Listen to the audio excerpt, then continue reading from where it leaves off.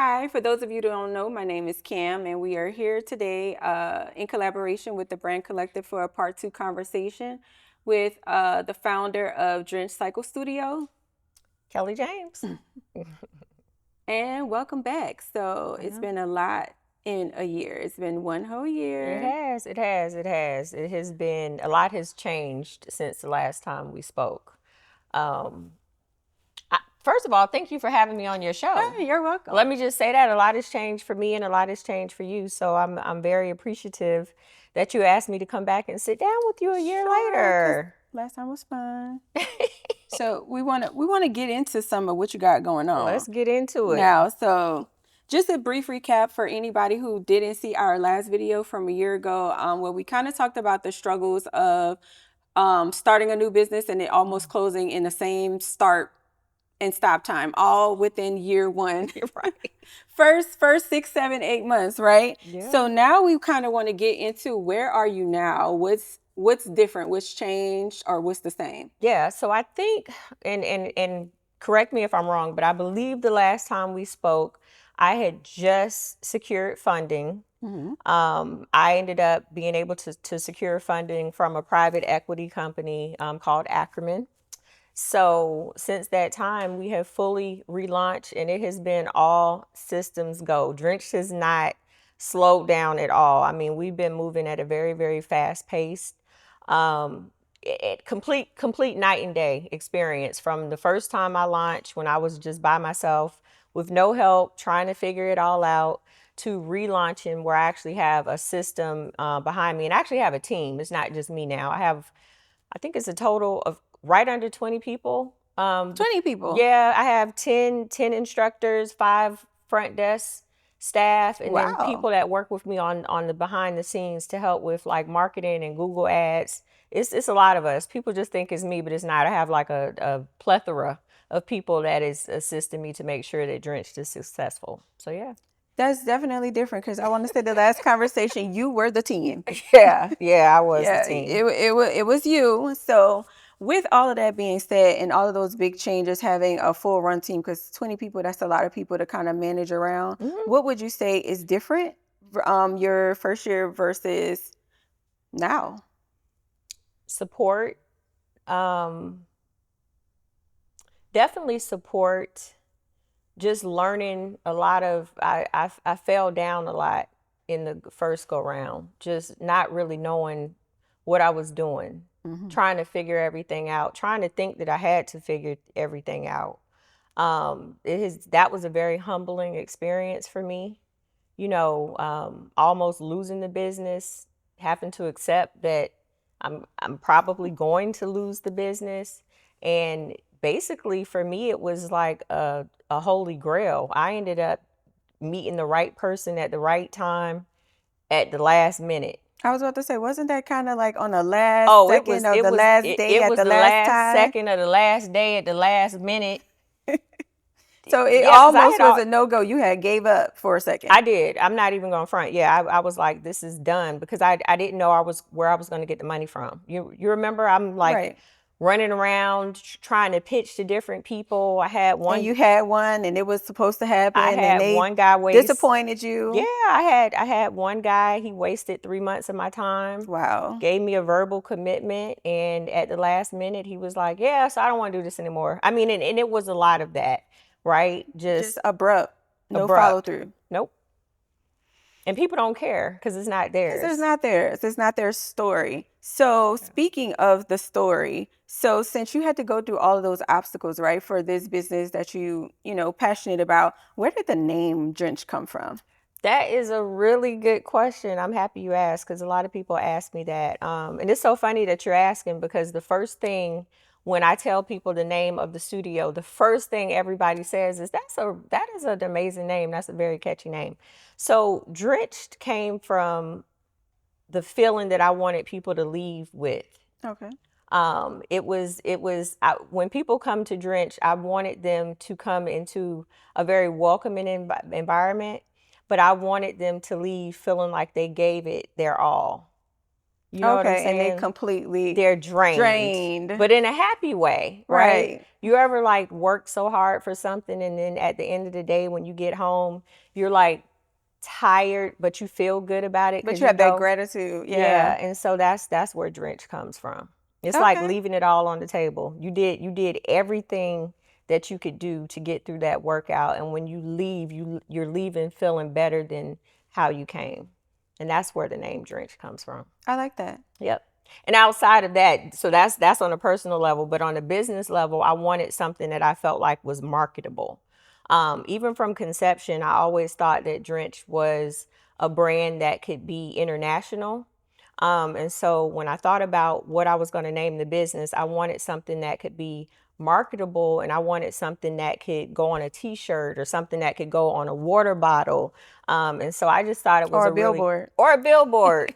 Remember the billboard? Yeah, I remember the billboard. That's why I'm like, Yeah, we that gotta was crazy, we gotta right? shout that billboard I had out. a billboard before I even had my first member, and that's another lesson, right? You pour money into something you think is a good idea. Not to say that the billboard wasn't a good idea, because now I still have the archives and the pictures of it, but that's Right. just business.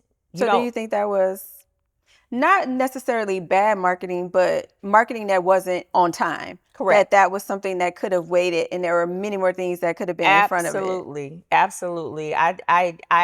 My thought about getting the billboard is I wanted something that was in the community, and I wanted when people saw the billboard, they knew I was not playing no games. I Okay. wanted them to see it and be like, oh, like she's really doing this. But yeah, could the money have been spent somewhere else? It absolutely could have been spent somewhere else.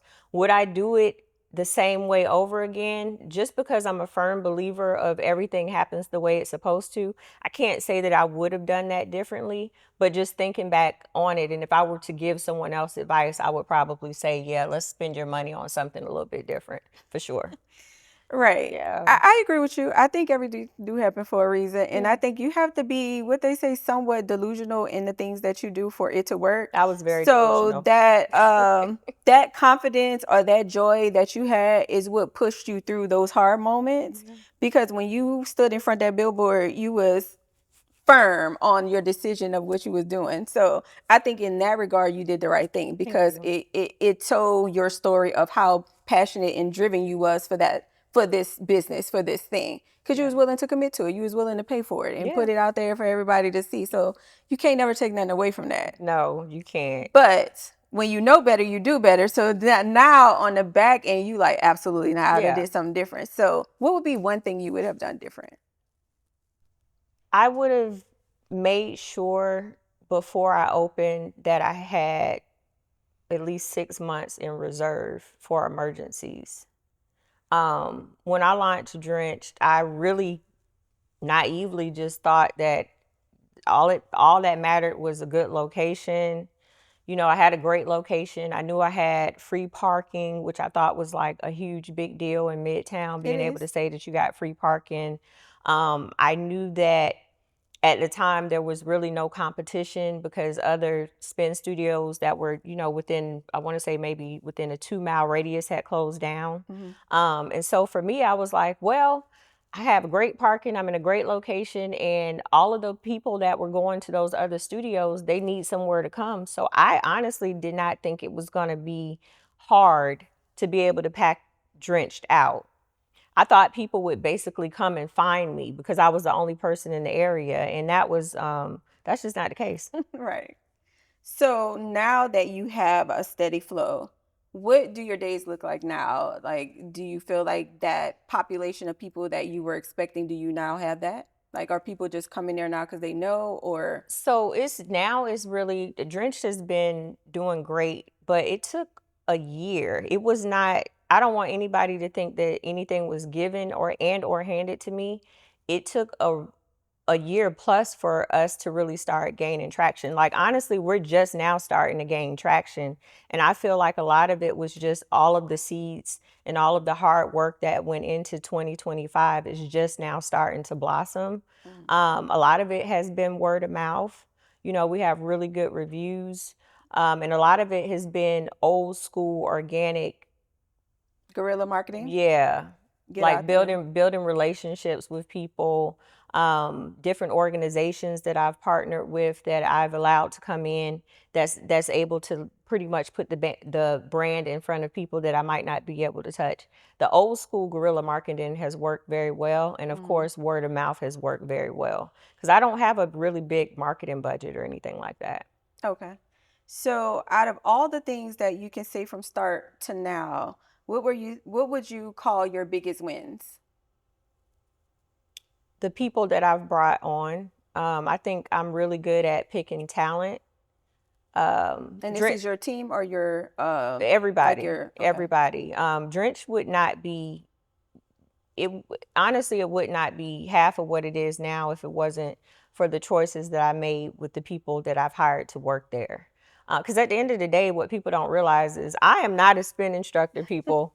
I know everybody thinks I am not a spin instructor. I'm a spin enthusiast. I am an entrepreneur. I'm a creative. I come up with really good ideas. Kellie does not teach one class at Drench. So if you come in because you think I'm going to be on the bike teaching, that is not what's going to happen. You will come and I might be in the room riding next to you, but I do not teach spin. So I like to make that perfectly clear. Mhm. And honestly, that was one of the reasons why I did not want to be the face of Drench, because I'm like, I don't teach spin. I just like to ride. I like what everybody else likes. I like to ride. I love the music, and I love for the instructors to give me instruction on what to do. I don't want to have to do that. I just want to be the person receiving it. So you don't never see yourself Teaching? maybe evolving to like one class. No, No. no, absolutely not. Okay. I don't want to. I think I'm really good at, being on the Other side. other side of it. And then I don't think I would have the time to be able to do both. Okay. I just don't. I think I would be setting myself up for failure if I decided to do that.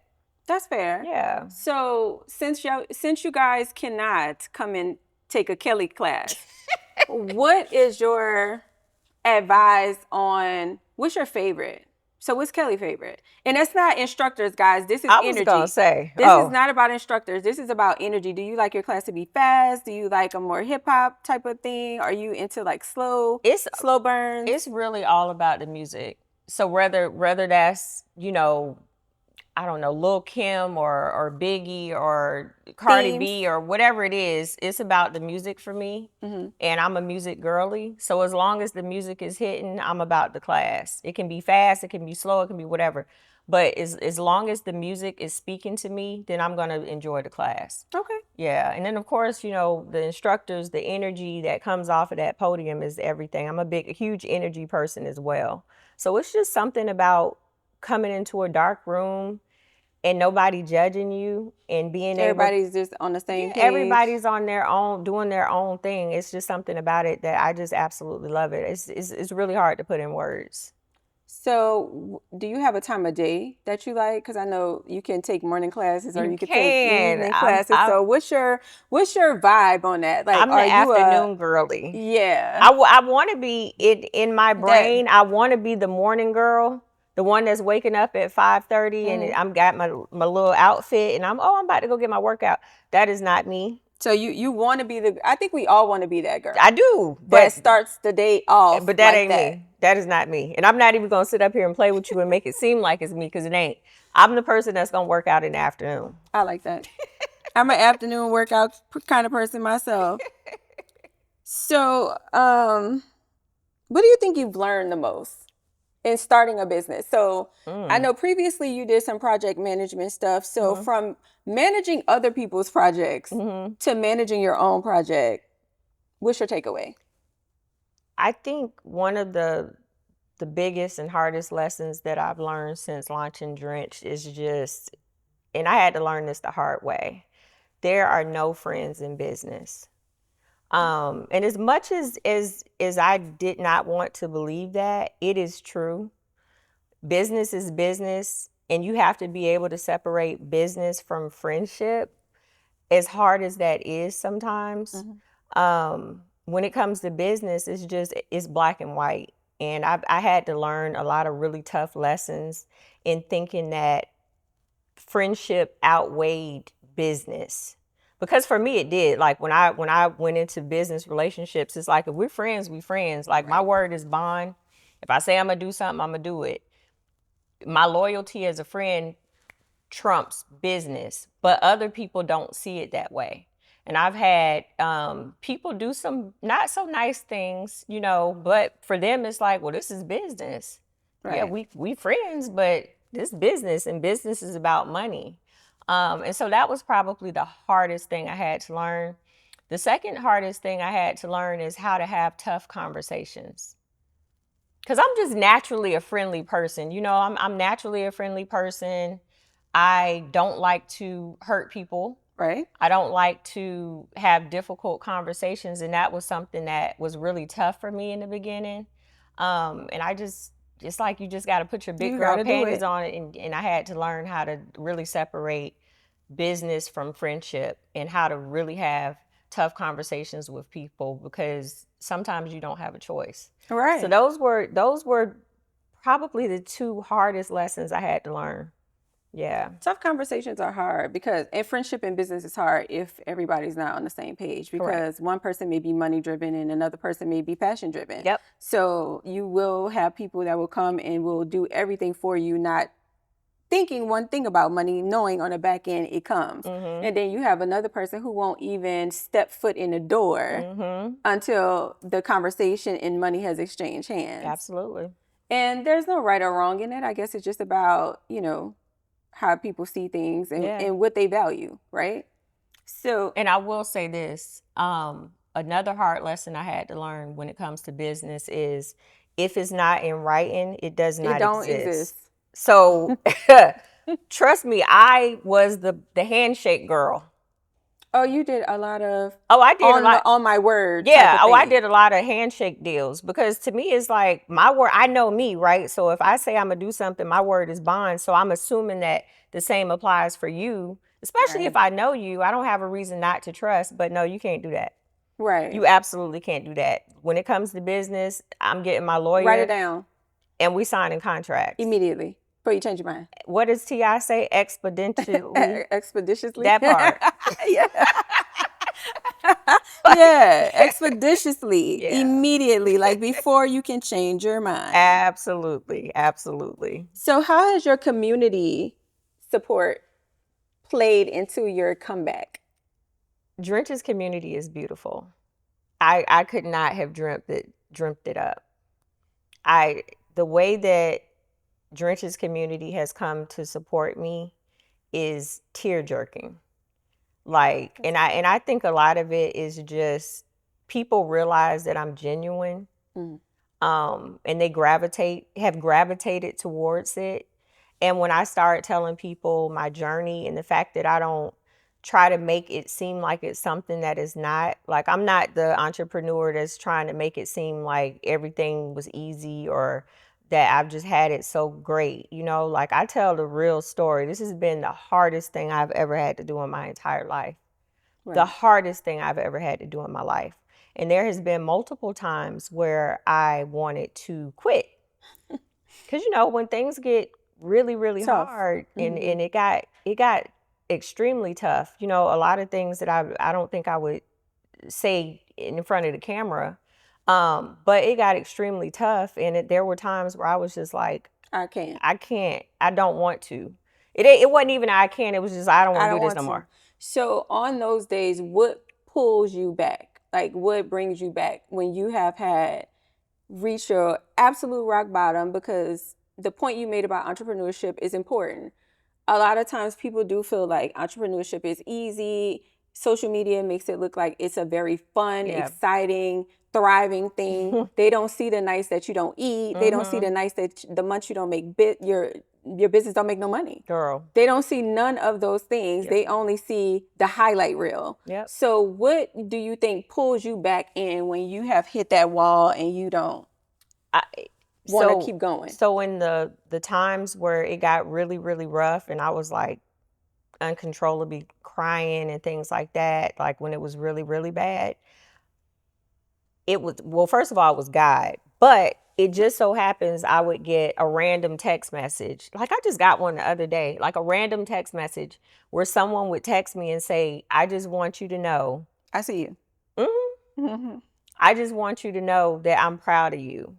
I just want you to know that this has changed my life. Like I have text messages in my phone where people have thanked me for opening Drenched because it has provided them an outlet.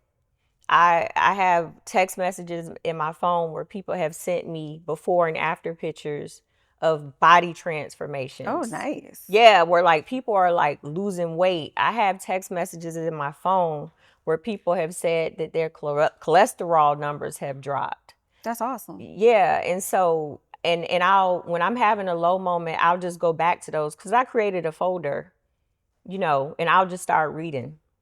Oh, just to keep reminding yourself why you do it. Yeah, Yeah, that's awesome because community is hard. I it think is. community is one of the hardest parts because community is what keeps the business pushing. Yeah, Without them, you don't have no business. absolutely don't. So that's a huge part. So that means that your struggles weren't necessarily struggles because in the midst of all of that stuff, you were connecting to people that was going to be valuable for you in the long run. Yeah.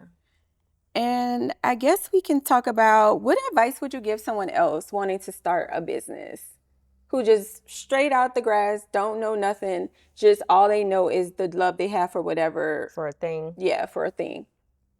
I think I told you this in our last interview. So I think the first advice would be to get a mentor, someone who has done the thing that you're trying to do. And don't believe everything that you see on Instagram because Instagram will lead you down a path that you don't necessarily want to go down. It's full of a lot of false tales. So I think my number one advice would be to get someone that you can trust, but someone that has done the thing that you've done, someone that can tell you the highs and the lows and the benefits, the good and the bad. I don't think that you ever want to find or have anyone that's just telling you all the goods. Right. And one thing I will say that I am thankful for is my friend group. I don't have a bunch of yes people in my corner. Oh, you have people that tell you the truth. 'Cause Yeah. that's valuable. Yeah. I mean, because if I had a bunch of yes people in my corner, I don't know where I would be. I have people that will tell me when I'm effing up or when I need to get my SHIT together. And, people that are like, well, what's your why? So I think it's really important to have people that are around you that are going to tell you the good when you're doing something good, but also they're going to keep it real with you when you're not doing nothing good. Right. That's really important because people can get lost in false conceptions of what success looks like. So yeah, that's really important. Okay, and then the last thing I would say is for you to look in the camera and maybe tell people where do you see Drenched going? Like, what's that one thing or that vision you have for yourself, Drenched, maybe 3 years from now?